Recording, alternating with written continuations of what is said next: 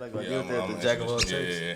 Cause that's kind of the thing. So you're a well-polished young man. It's kind of the thing I'm going. You're a well-rounded young man. A lot of hats. Welcome back, guys. Welcome back to Full Court Press Podcast. This is episode 7. Episode 7. Yeah. And we got a special guest in the house. Your boy Joe here, Braxton, you know, the usuals.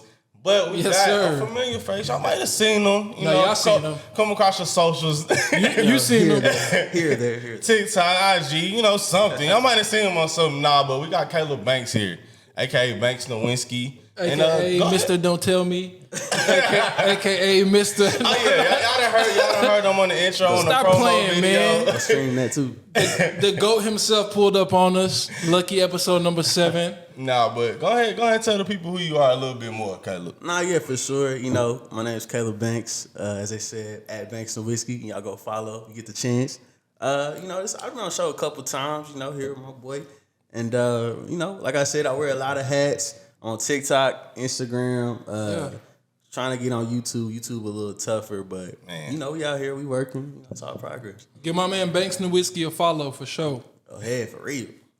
Nah, like I said, so this episode is we're gonna be talking to Caleb a little bit, but we finna get into this wine. That's what we finna get into. So going forward, I'm gonna try to get some wines that I feel like kind of, you know, resembles my guest a little bit. And that's how I'm gonna go. So with this one, I got 2 different ones, but it's the same grape. So I got the Chardonnay grape. Okay. Chardonnay. You fly. The good stuff. Nah, so Chardonnay is the most grown white varietal. And I picked this one for you, Caleb, because I feel like it's versatile. You got it's different. You got different vibes from it. You got the Chardonnays from California, like the one we're drinking. Yeah. This is Lapis Luna from Paso Robles, like I told y'all, one of my favorite regions. I like that. And then the other one we're gonna be drinking later in the episode is one from Burgundy, which is in France. And we're gonna see the difference when we try the 2 different ones. But that's why I picked Chardonnay for you, my boy, because you know it's versatile. I like that. Man of many hats. Yeah. So like speaking of those mini hats, man, let's go way back to when we first met on the basketball court. That's a long time. So what did basketball mean to you, especially growing up? I feel like with basketball, like especially where we grew up, like everybody hooped. You know what I mean? Man. So like if you was good at hooping, like that's kind of how like you got in a whole network of new friends. You know what I'm saying? Facts. And especially if you was good at hooping, you know that was even better. So like for me, I feel like it kind of helped me with my people skills at an early age, and it helped me like develop, you know, a good work ethic, you know what I'm saying? Like, you know, if you do work hard to a certain degree, you know, you can get better, you know? So that's kind of what it meant to me growing up, you know, looking back on it now. That's dope. Nah, 100%, especially with as far as building my people skills, I can relate to that because I feel like even being in the workplace, I can do different roles and accept my role in, different stages of whatever I'm doing for work. Even with my friends, like I can take a back seat, like, this person might be better with me with booking trips or something, so I'll let them rock that out. And I feel like sports in general helps you with life. Like we talked about a couple episodes ago.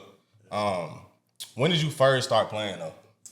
I first started playing, I was probably like 4 years old. And my parents, they put me in like, them little church leagues, YMCA leagues or whatever.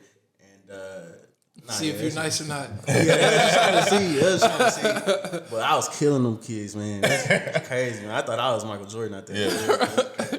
So you been nice for a minute, huh? Nah, I ain't gonna lie, I'm telling you. Yeah, Before I got into high school, like I thought I was him. You know what I'm saying? Like #1 in the country type vibes. So. Oh yeah, that's that confidence. Can we cuss on here? Or no? Yeah, go ahead, man. Do your thing. I say Yeah, bro. Shit, I ain't gonna lie to you. Nah, B, what was your first? What was the first time you seen Caleb hoop?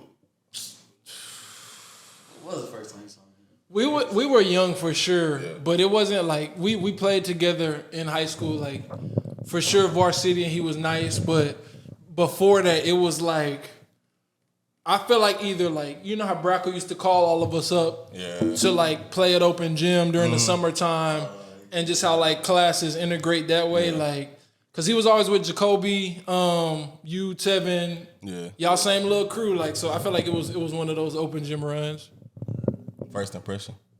No, he was nice. And he was like, he didn't think I was nice. He was like, why this little dude on the disclaimer. club? No, I'll tell you. What, can I make my case? Go ahead, can I make my case? Okay, I'll tell you why he was nice. I didn't play defense, so Caleb was like, and I still like. We just got done playing King of the Court like not even a month ago. His first step is always like parallel to the floor. So it's like if you're not sitting down in no defensive stance, like bro, he's gonna go around you. And that was like, bro, Caleb gave me fits with like, I'm gonna just beat you at an angle and go around you. So yeah. That's facts. Yeah. Okay, that's a good analysis. Man. Nah, so would you say like basketball was your first love? For sure, like pretty much like who I am, like my whole thought process is like centered around basketball, bro. Like just the way I process information, the way I process like events that happen in my life, like, you know, pretty much everything, you know, that I grew up on was basketball. So like, I pretty much get it from that. So yeah, I definitely say that for sure. When you feel like that transition to like other things? I think it's kind of like I was telling Braxton before, like we got on. Like I feel like in college, when I started kind of making that transition, like after my sophomore year to my junior year, like starting to think like, okay, well, like how am I going to take these skills and apply it to, you know, real world, you know, aspects in like a career and a job. You know, that's when I first started thinking about it. But I'm gonna be honest, like it probably didn't start clicking for me until like maybe like a couple years after I graduated. You know? A couple? Yeah, bro. Yeah. It took a couple of years because it's like you try to figure out like, okay, well, obviously, like I know how to get to a destination by, you know, having a consistent schedule and working hard and doing these certain things. But it's like, well, what do I apply that to? Yeah, and I feel like I got kind of a late start with that. I didn't know what area of my life that I wanted to put that work into. So, and I feel like that's the case with like a lot of, whether it be no matter what sport you play, like with athletes in general, like once you finish playing, like you like, okay, like I know I was good at this sport, but like what do I apply this to? You know what I'm saying? Like I don't even know what I like outside of. It's almost like you lost without the identity of your sport. Like, it's like I don't know who Braxton is without a basketball. Yeah, I want to pose a question to both of y'all because both of y'all was college athletes. Did y'all feel like y'all missed out on stuff, you know, playing sports in college? Or you just had a different perspective on things? Because when you say it took a couple of years, when you say it took a couple of years after you graduated to like see exactly what you liked and, you know, stuff like that, I feel like y'all kind of missed out on something. Or I'll let Caleb answer because I've had this conversation. I'll say he definitely played at a higher level than I did. So at the D3 level, like it's not as rigorous. I will say that. Like after the season, legally we're not allowed to work out with our training staff or coaches. Like it's illegal. So pretty much after the season's over, you technically live a normal college lifestyle. Now, did that actually happen? No. But I mean, I feel like for the most part, I was able to still like live out a normal college life. Best of both worlds. Best of both worlds. So that was my experience. I feel like mine was normal, kind of the same, but normal for like a college athlete. It's not that you don't like have the time to do what you want, but you don't have the time. It's like if your classes start at 7 and classes end around like 2, and then like practice starts 5 to 8 or something, you got a 3-hour window to take a nap, whatever. And by the time you get out of practice or whatever you may have, the night's gone. So when do you have time to go do photography if that's what you like? Or be creative on social media if that's what you like? Or make music if that's what you like?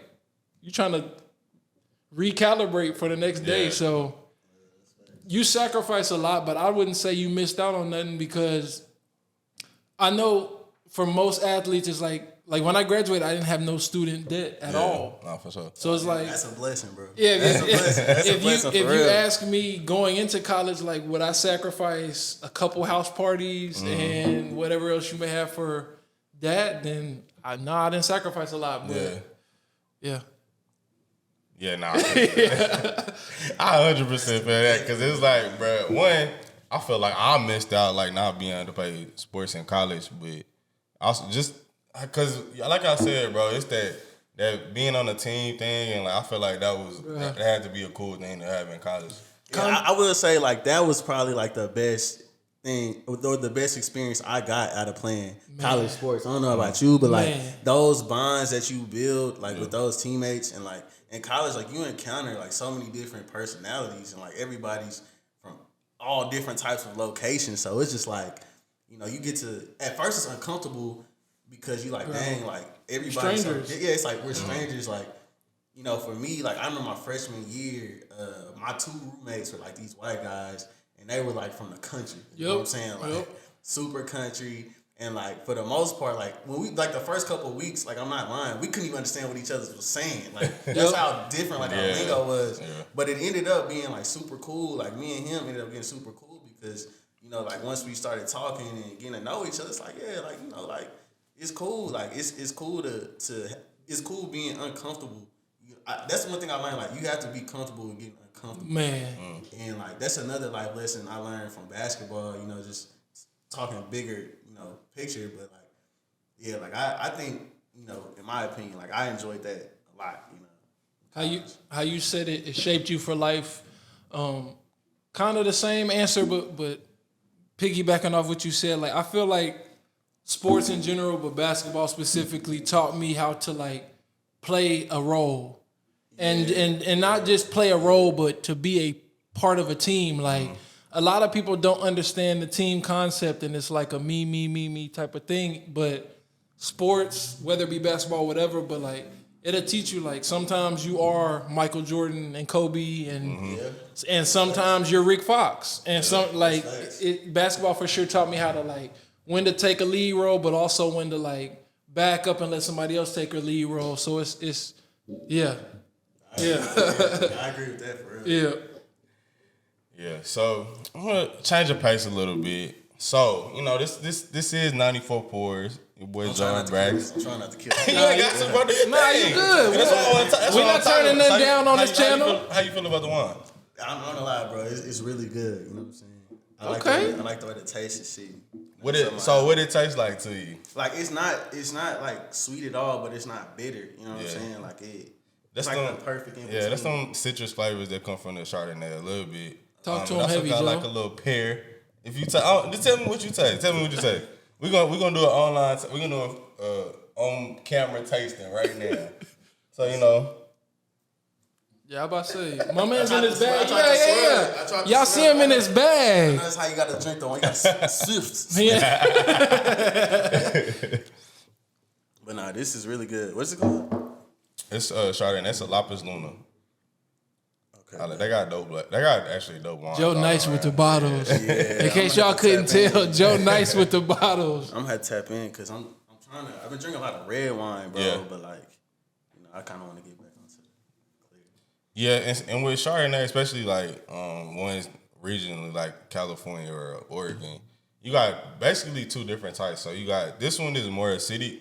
Okay. So you know, like it kind of.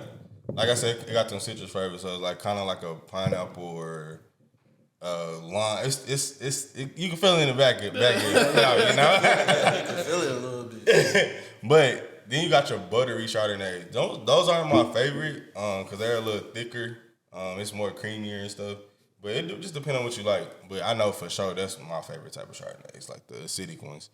Nah, bro, I really like that. I'm not lying. But so, what was your first introduction to wine, or like, are you? Like you said, you've been drinking red wine. Like, how did that start? Like, just... I ain't gonna lie. I seen LeBron started drinking. There we go. Bron. Hey, I seen LeBron. Like, he drink a glass of wine every night, and I'm like, that's greatness right there. So I was like, why not? I ain't gonna lie to you. Yeah. I ain't. Shout out, Bron. Shout out LeBron, man. That's my guy. Nah, that's what's up. So, cause I'll be kind of interested, like, especially like now working in the wine industry and getting more knowledge on it. Cause before, how I used to pick out wines, I used to, that look like it's decent. I don't know. Yeah. So how do you pick out wines?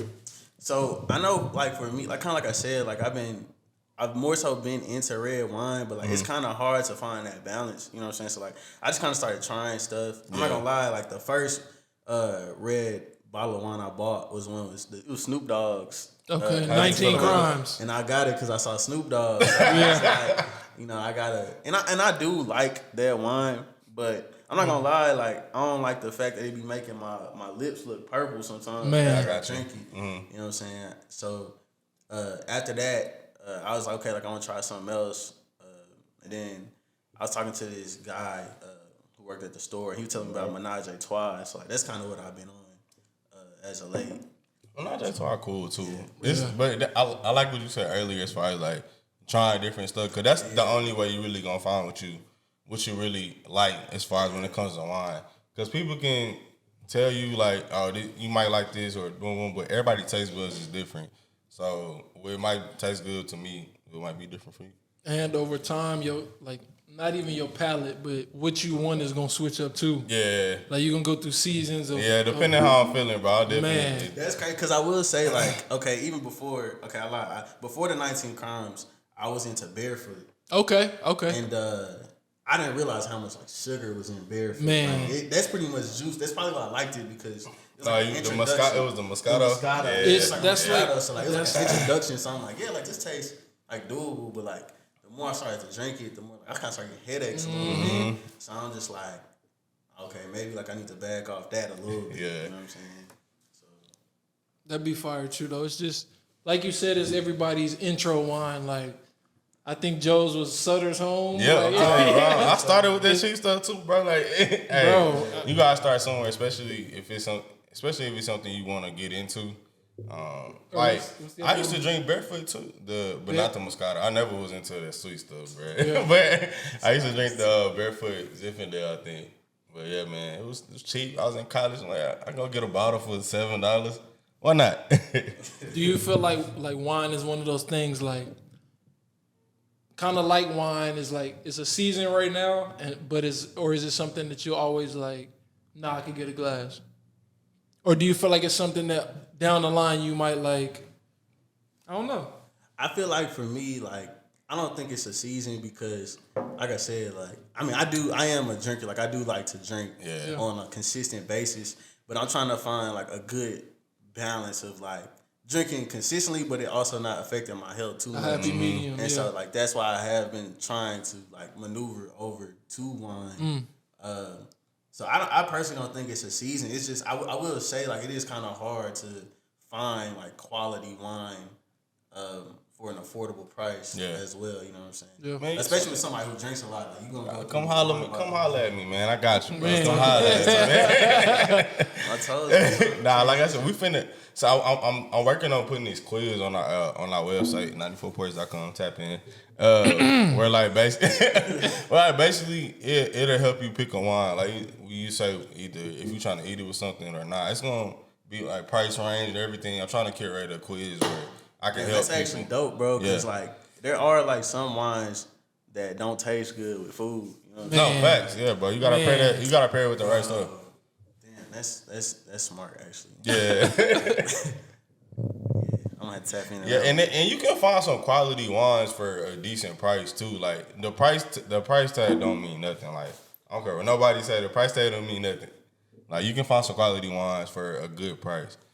You just it takes a lot, bro. You gotta I would study. say, I'm gonna have to You gotta tap in. study and like actually learn some stuff. But nah, Trial and error yeah, too. yeah. Like we said, trying stuff definitely Man. will get you there. Because I remember that vegan wine you brought to my crib that one time. Yeah. That was really good. That Yeah. was really Yeah. good. And that's a decently affordable bottle. It's like $15. Good little bottle. Jammy. I like jammy Italian wines. Like just to chill on. I ain't gonna lie, I'm about to kill this. Go ahead, bro. Go ahead. Yeah, this bottle's solid. For real. Easy. It's an easy drink for sure. It's an easy drink. Bro, like my first, and I know this is random, but I'm sorry. So you no, you good, bro. You asked like our memory of Caleb, bro. Like this wasn't my first memory, but Go ahead. this was my first memory, but like, bro, I told you about this. I woke up at like 2 a.m. a couple months ago, just hop on IG, and like, bro, his profile popped up, bro. And the video wasn't about the wine, dude, because that was funny as hell, too. I know, we gotta get into that. bro, no. I got a bone to pick with you with that. Bro, hold Go up. ahead, B. Yo, it was, Bro, I think you did a video on like a lead singer or two backup singers, like trying to. Was going on. Bro, I laugh at like. Oh yeah, nah, that's funny. OMG, bro. So like that's random, but that's like a Banks Nowitzki memory, bro. Like I laughed for like 15 minutes straight. It's funny because like I ain't gonna lie to you, like all that stuff, like those be like real life experiences all the time. Yeah, I be telling tell Jordan, I be like observing stuff all the time, and like I don't know, like people was funny, so like I just be taking notes of the shit. He legit So be that's still in our life, bro. Like it's pretty crazy. Bro. Nah, but that's really how content is created, man. Like, like real life is an inspiration. And not to segue, but like in order to be like a content creator, like you gotta like be hella like aware of like everything and like what people might find enjoyable. Man. Not even funny, just enjoyable. Yeah. Or what's relatable. And like I feel like you gotta kind of get out there into the world and like, put yourself in different situations to see how somebody else might view something. You know what I mean? Man. Because everybody finds different things funny. You know what I'm saying? And so, like, even like when I be out with Jordan, like I just be like observing everything. I'll tell Jordan straight up. I'll be like, "Hey, bro, I'm probably gonna make a video out of this. I ain't gonna lie." Now I've got to the point where like, Caleb finna make a video out of it before he even say something. Nah, but so was TikTok the first like thing that you got into as far as social media content creating? I probably say, we had Vine. Oh yeah, we did have Vine. I forgot about the Vine days. Vine was a classic. I forgot, cause y'all Vines, they used to be funny, bro. Me and our homeboy Gabe, we used to make Vines all the time. That was probably the first time. Yeah. That was hilarious. That's probably the first time I got into it. And then after that, I wasn't really going hard on it. Yeah. Like, I would say like when the TikTok, so this is probably the first time I actually went like super hard on like, the social media stuff. But I didn't start going hard on it until, cause like my actual job is managing social media accounts for business owners. Okay. And so like once I got into that field and I kind of learned like the technicalities of what it takes to actually grow on social media, it kind of gave me like the mindset to like, okay, like, I know I like doing, these types of videos, but now I know the type of output and the type of, technicalities that go into actually making it blow up. And so like once I combined the two, pretty much like that's how shit took off. So shit, it worked. So took off. So when did you starting to feel like, oh no, I got something going here, like for real? Man, money started coming. Cause I say all the time, like you can get all the followers you want, but like it's a lot of broke, content creators out there, like.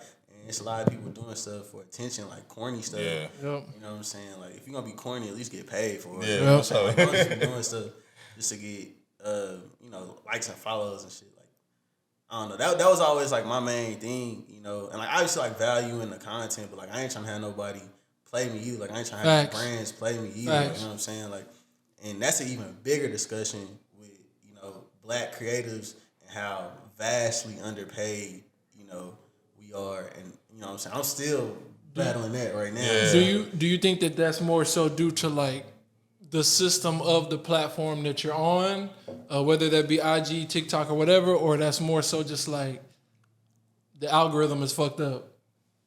To a certain extent, it can be the algorithm, but I'm telling you right now, like if you play to the algorithm, like in my opinion, like if you see like what's popping, whether it's on TikTok or Instagram, and you're able to duplicate what's popping, but put your own spin on it, then the algorithm will start fucking with you. Like that's just basic, knowledge of okay, like this is what's trendy.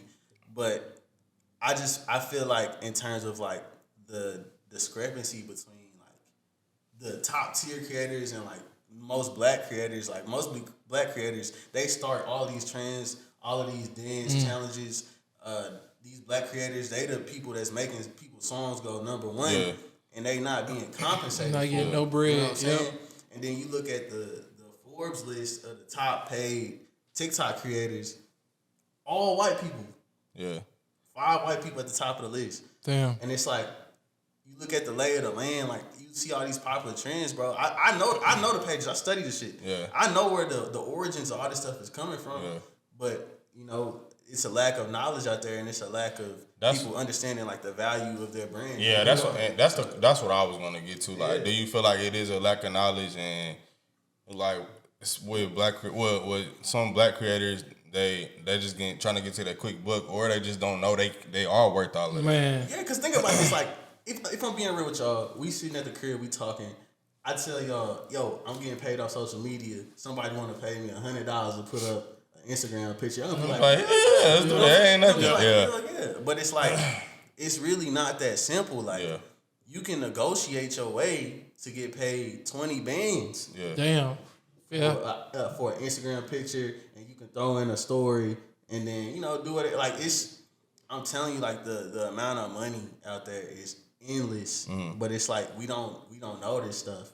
You know what I'm saying? And like I'm sorry to cut you go off. ahead. We had a really deep conversation about this in another episode, but like a lot of that stemming from like the crabs in the barrel mentality with us, like you said, like at the crib when we chopping it up about that is nothing, but it's like most of us, most people, most competitors in the industry you in with creating content, it's like, why the fuck would I help you get to the place I'm trying to get to? Like, that's how a lot of people. So do you see that in TikTok or in the content creating industry? Like, how many people have you reached out to you to collab?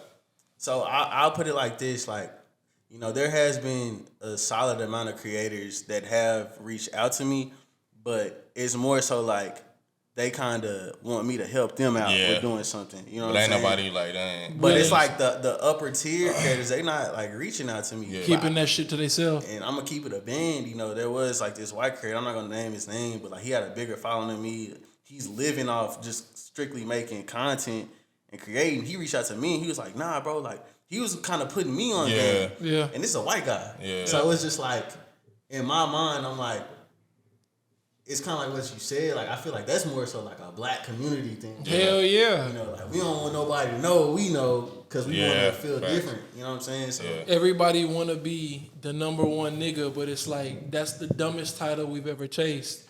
Man, it's like, bro, it's bread where we all could be the number bro. one. I feel like, bro, the more people eat, bro, like, the more people eat in your network, bro, everybody's money gonna go up. Like, let me pose this though, because I will say this. Yeah. Like, I do think there's a difference between like helping somebody out and then like somebody trying to like leech off you too. Like, hell yeah, I feel like I need to see like you actually like trying effort and trying to learn first before like I try and help you. And like I feel like that's been my biggest thing. Like, I don't really like when people be hitting me up. A lazy motherfucker. Yeah, like you lazy. You like, know, you lazy, bro, and like you think I just did some shit overnight. You know what I'm saying? Like, that's not the case. But like you want me to help you out and do this, but like I don't see you putting in no groundwork. Like I don't see you trying to better yourself. Like, it's like you disrespecting the art of doing it, but you want the bread that it come with. Yeah, and I feel like that's when it comes but that's where it comes where you investing in people. Like like we said, bro, we didn't played on all these teams, had all these experiences. We know who to pass the ball to at the end of the game to make the right decision. And the one that like, okay, no, it's like knowing your personnel, bro. Like, you just have to invest in the right people. Cause I feel like if you put some money or just even time and knowledge and somebody that might be below you, and I feel like they got potential, and they start eating, and then they gon' return that favor with you. Like, hey, I got my big homie over here that he probably can do this a little better, and that's more what you're looking for. And I feel like that's where our community lacks. And cause for sure we do got the leeches and stuff, but everybody ain't out to get you though. Like, bro, I just feel like we gotta have that. We gotta have that mind and that just knowledge of just who to. All right, bro. I see he putting that work in, like you said. Yeah. My thing is like, do you know how easy? It's not easy, but it is easy. Do you know how easy it would be to like build up your circle so that God forbid, but the worst happened? Like, bro, if you fall and everybody around you got bread, what you think gonna happen? But that's instead, if you keep the blueprint, now if you fall, everybody you mess with still broke as hell, bro. And you could have changed that shit years ago, but you wanted to be Mr. It. Like, that's facts. Yeah. That's facts. I agree with that wholeheartedly. I don't know. Like I just, like I definitely believe in the power of information. Man. Like there's different tiers to information, and there's different ways to getting money, and I feel like that needs to be shared within the black community. You know what I'm saying? You don't necessarily always have to be like the cliche professions in order to make money. You know what I'm saying? But I don't know. That's like I said. That's always going to be like a bigger discussion within the community. So like, I still want to get on this content rating and stuff because I'm very interested in it. Cause and going back to that thing where like that crab in the barrel thing, I think a lot of that stuff also stems from you not being confident in what you can do. Cause honestly, bro, I feel like I can help anybody, but I don't think they can be as good as I am. Or if I do, I'm gonna applaud that. Yep.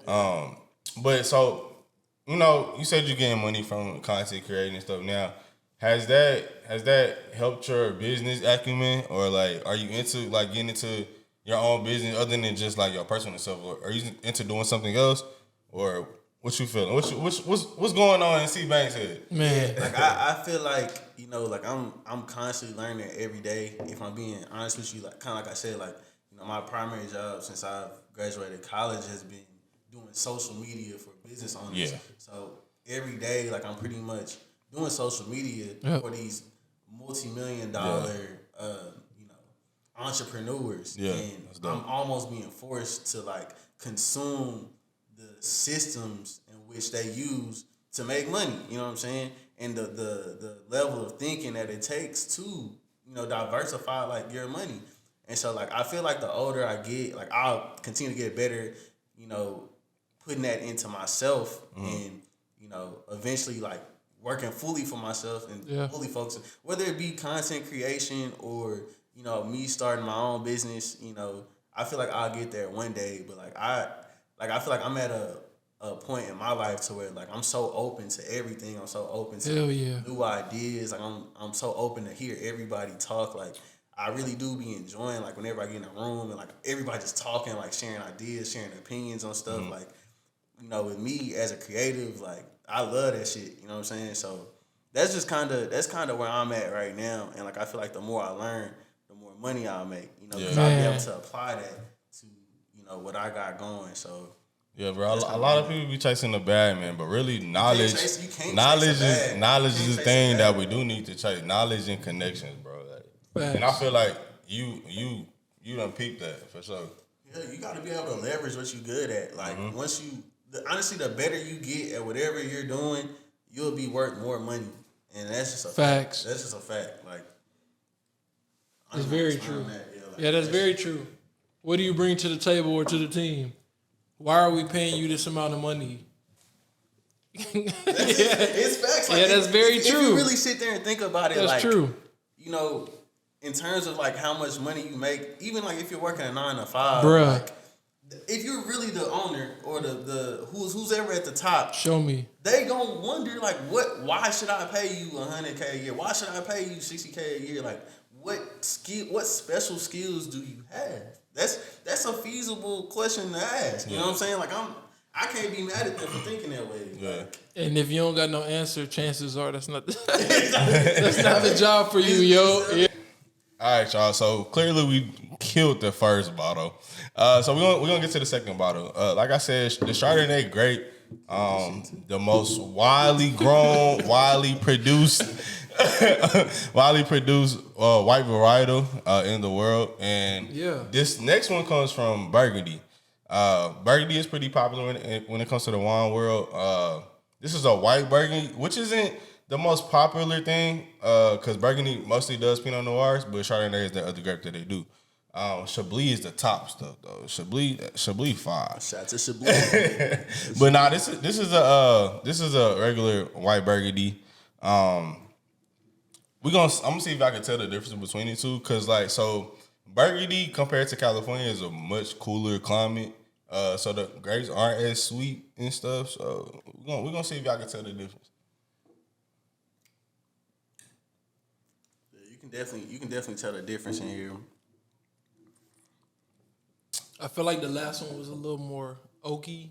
Like Yeah, so this one isn't isn't aged in oak barrels at all. Okay.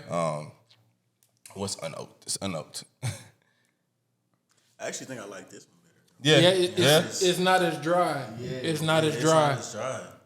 I actually like that one better. Yeah, so the colder climate, out in burgundy and stuff, it gives them more of a crisp flavor. I don't think it's as fruit forward as the first one we had, but it's burgundy wines are fire. I'm just gonna put that out there. Yeah, I like this, bro. I might actually take this to the. Where do they sell this at? I got that one from Central Market. Central Market be having the bottles. Oh yeah, that's Central Market elite. Ooh. Shout out my Texas people because I don't think that's anywhere else. What about HEB. not HEB? Fuck. Where's my girl be shopping at? Whole Foods. Yeah, they got at Whole Foods. They might. I Foods be haven't having really some looked, stuff. but Whole Foods Whole Foods got actually has a pretty good wine selection too, though, for sure. Okay, I'm gonna try to look for that at Whole Foods. Yeah, nice. That's It's not. Nah, it's real nice. Real nice. So yeah, man. So y'all like that wine, Chris? Yeah, I like Love this wine. I like that one. All right, so we're gonna get a little change of pace, man. What we segueing into? Second part of the podcast, and I really want to, cause y'all know y'all two of my best friends, you know. Yeah. I like You that. just suave young man, Yeah. and I really want to see cause y'all at a stage in life that I'm trying to get to, you know. Okay. Talk heavy.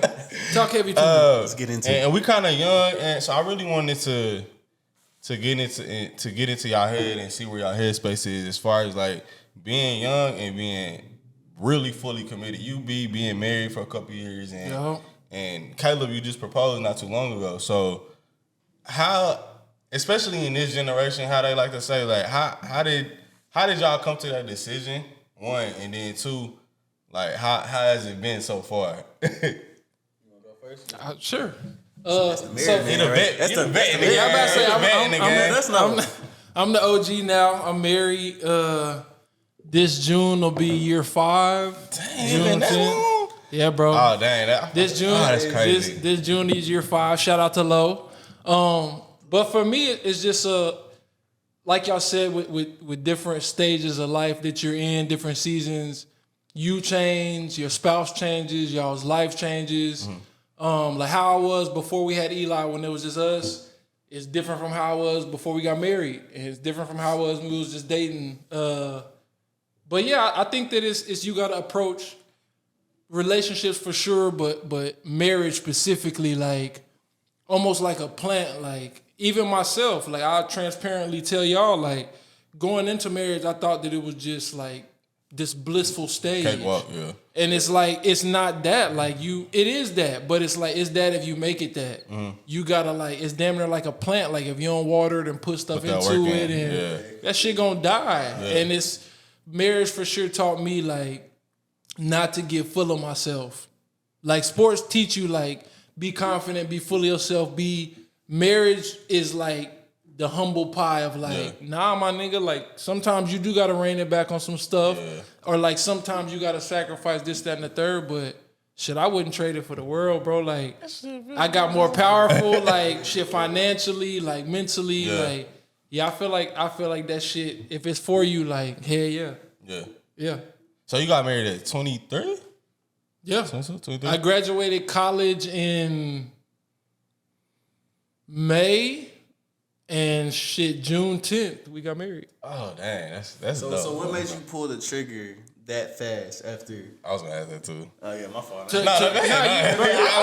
like that. So, and I did get that question a bunch, like, and I'll be, again, being transparent with y'all, like, college athletes, like, I'm not gonna just say have a lot of hoes, but women gravitate to you.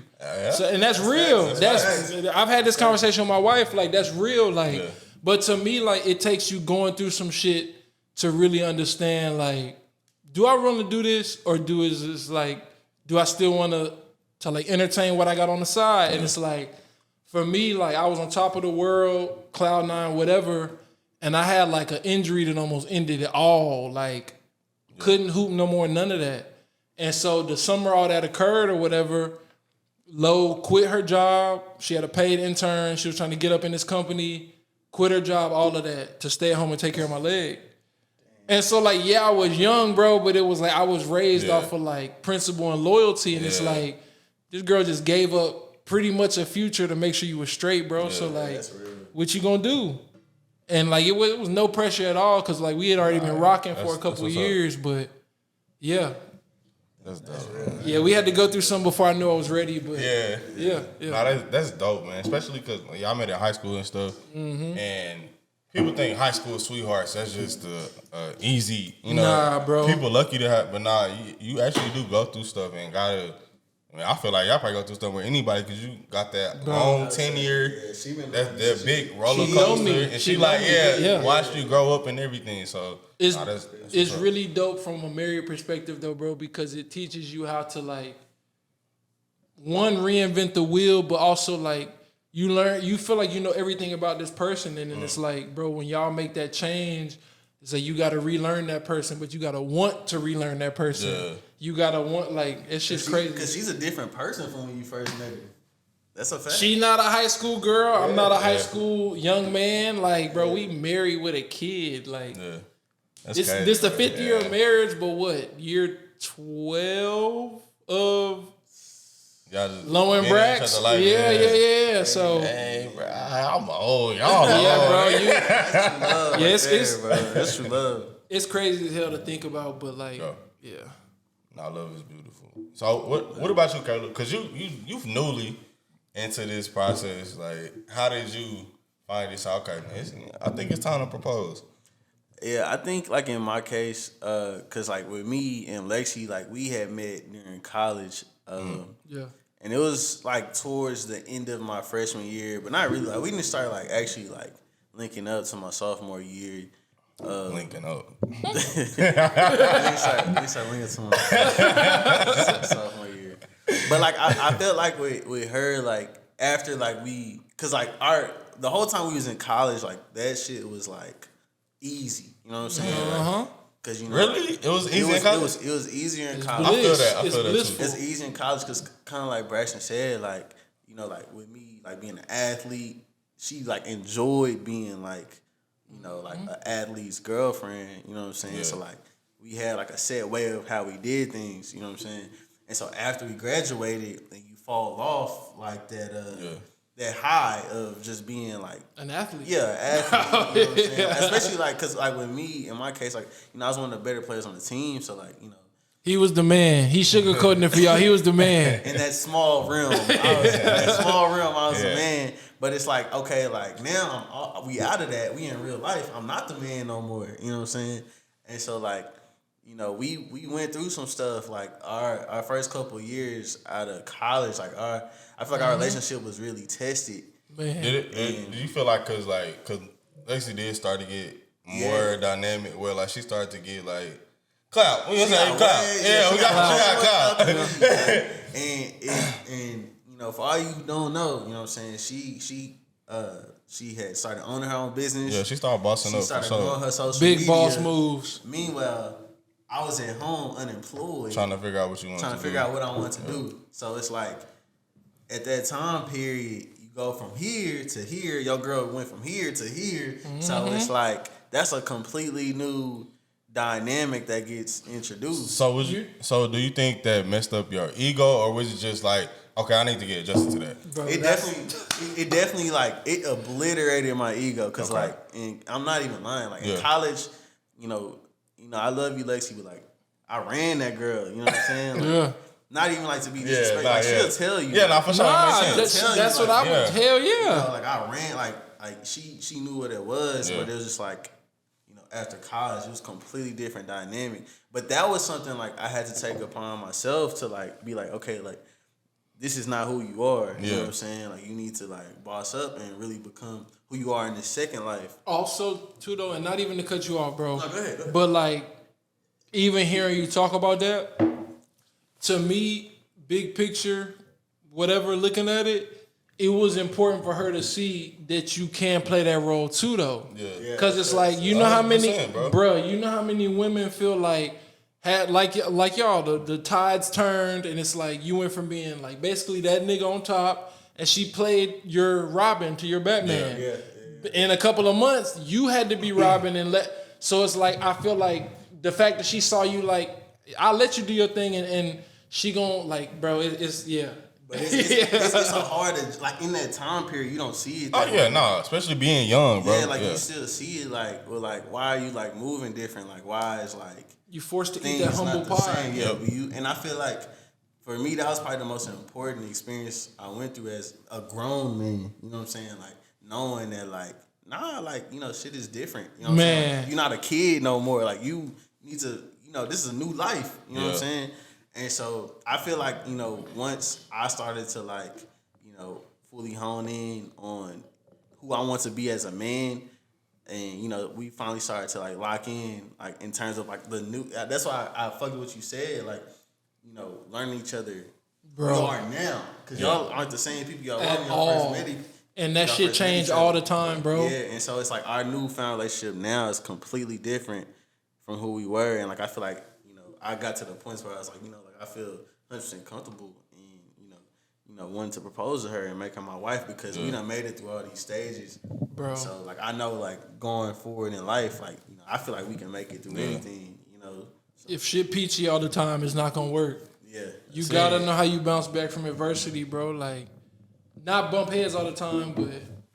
Yeah. How do I know I want to stay with you if we ain't never been through nothing? Like my motto is, bro. Like I gotta see you through a couple seasons, bro. Cause man, I don't rush some stuff, man. And I was like, oh, you was a total different person when everything was all good.